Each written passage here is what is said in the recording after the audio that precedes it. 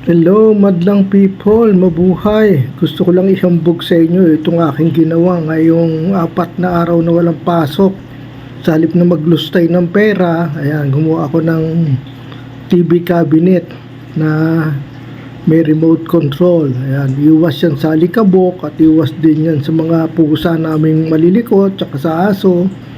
Ayan, so pag tapos ka naman di bababa mo. O, nakatago lang siya. Yan, tanyo, hindi bumabagsak yung mga nasa ibabaw niya. Ayan, so para lang siyang ordinaryong cabinet. Ito yung gilid niya. Ayan, so ito yung harap. Ayan, yung remote, pwede mo dyan ilagay para hindi nawawaglit kung saan saan. Ayan. Ang hindi ko pa nagagawa yung takip sa likod at saka yung roller para madaling usad. Ayan yung remote niya. A and B, sabihin akyat baba, so